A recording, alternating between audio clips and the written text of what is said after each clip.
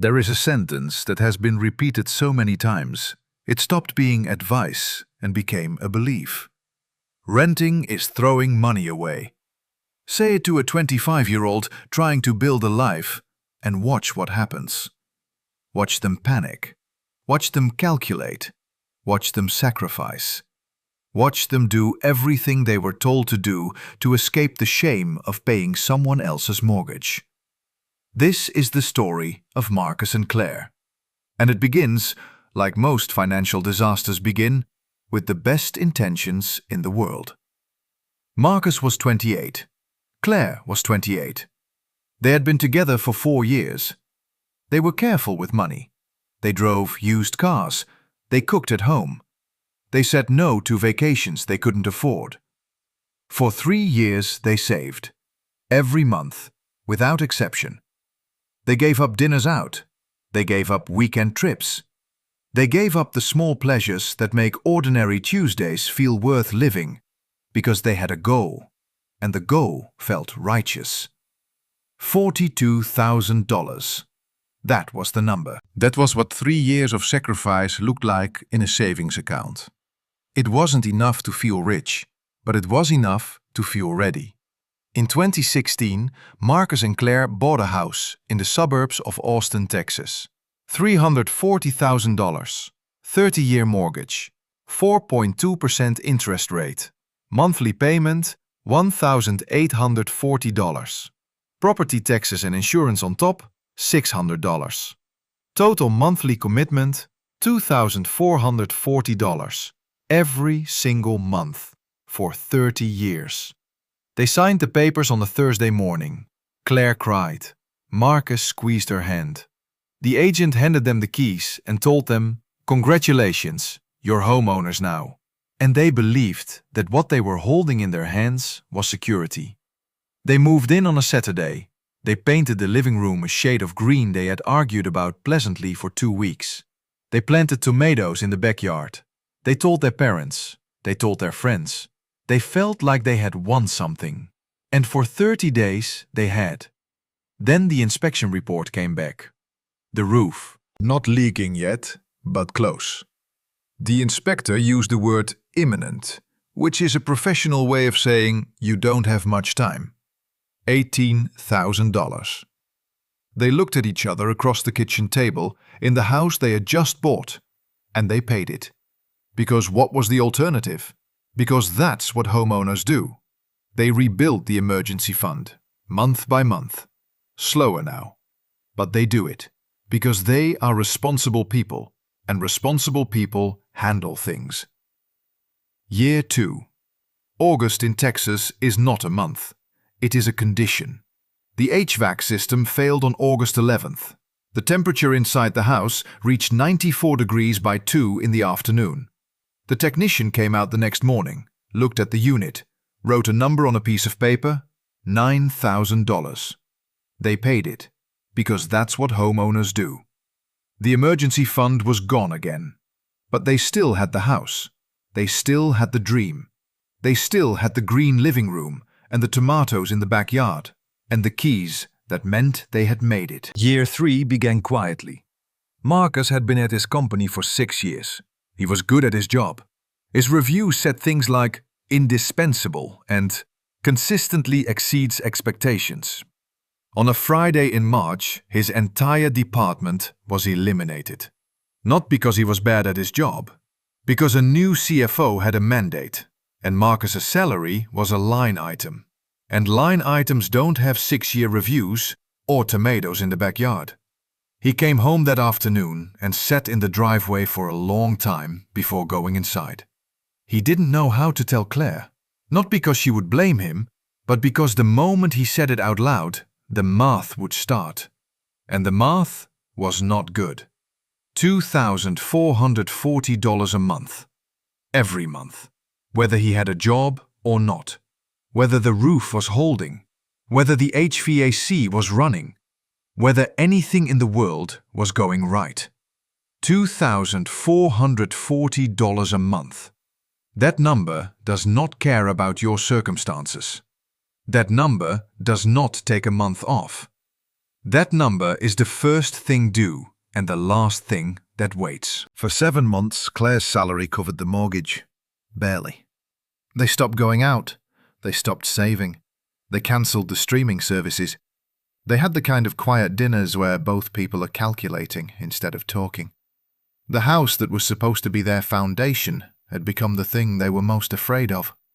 Not losing each other, not losing their health, losing the house. Because losing the house meant losing the $42,000, losing the 3 years of sacrifice, losing the proof that they had done everything right. Marcus found work in month 7. Lower salary, but work. They exhaled. Year 4. The relationship was strained in ways that don't show up in bank statements, but cost more than anything else. They started therapy. Because they were trying. Because they loved each other. Because the house had introduced a pressure into their marriage that hadn't been there before. $300 a month. Added to the $2,440. Added to the credit cards that had filled up during the 7 months of one income. Year 5. Claire was covering minimum payments only. The credit card balances were not going down. The emergency fund did not exist. The tomatoes in the backyard had stopped being planted. Nobody had the energy. Year 6. The first missed mortgage payment. Do you know what that feels like? It does not feel like falling. It feels like the floor disappearing one tile at a time. Slowly enough that you keep thinking you can still stop it. They called the bank. The bank had a process. The process was not designed for them. It was designed for the bank. Year 7. They applied for refinancing. Denied. Their credit score had dropped. Their debt-to-income ratio was too high. The house had not appreciated enough to create meaningful equity. The bank that had handed them the keys with a smile in 2016 looked at their application in 2023 and said no. Year 8. Foreclosure. Marcus and Claire lost their home 8 years after buying it. Now let's talk about what they actually lost.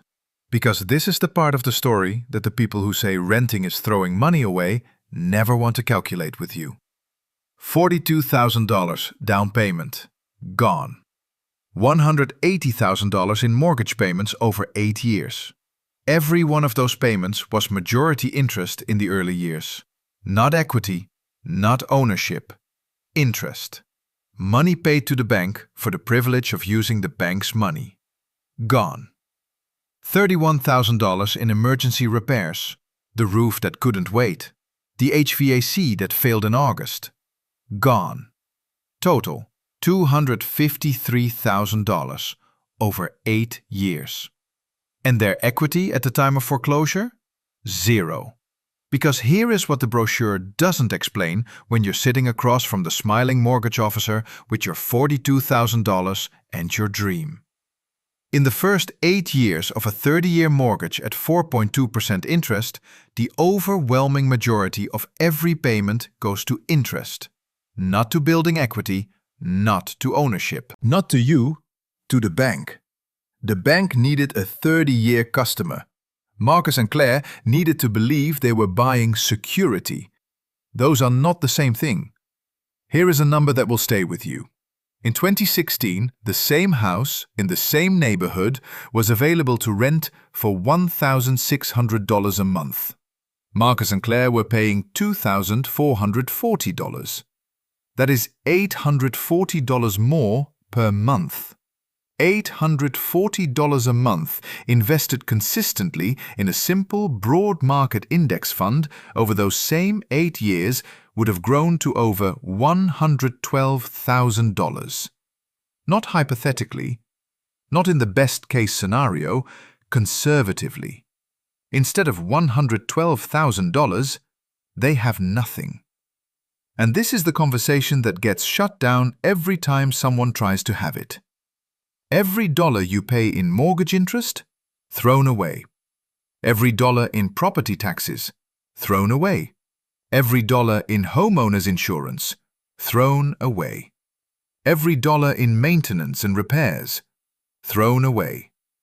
The only difference between renting and owning is this. When you rent and something breaks, you call your landlord.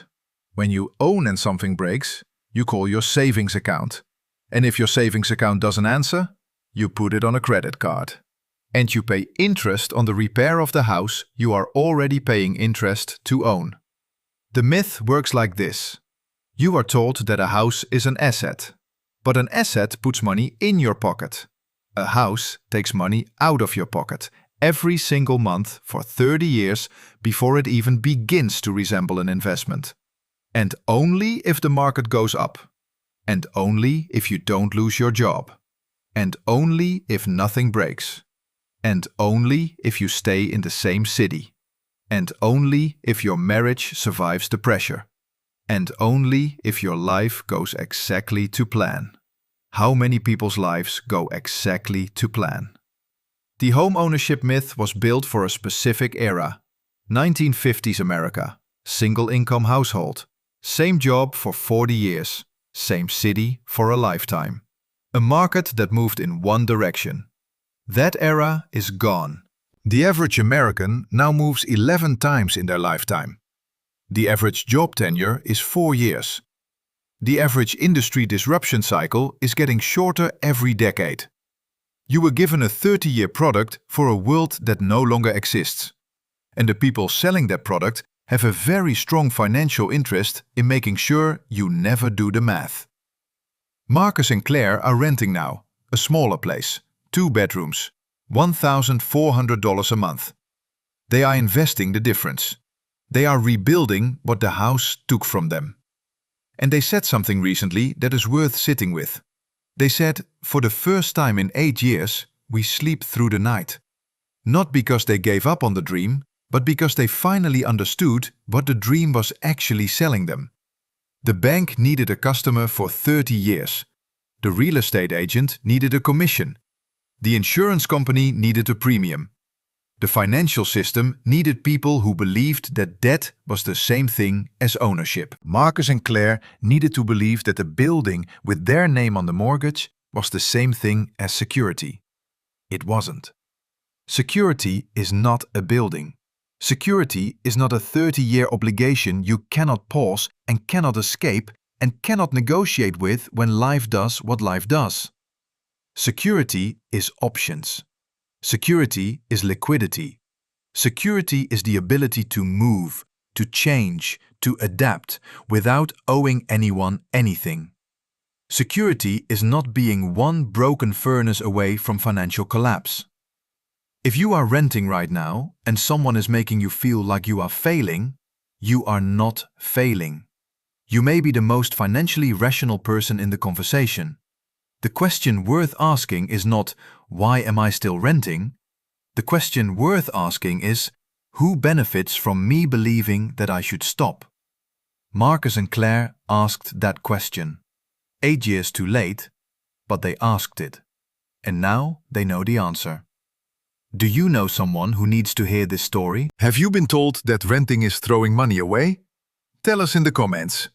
Because there are millions of people sitting in driveways in houses they can barely afford who have never heard the other side of this conversation. And if this story felt familiar, subscribe, because the truth doesn't advertise itself. And the people who profit from the myth have very large advertising budgets.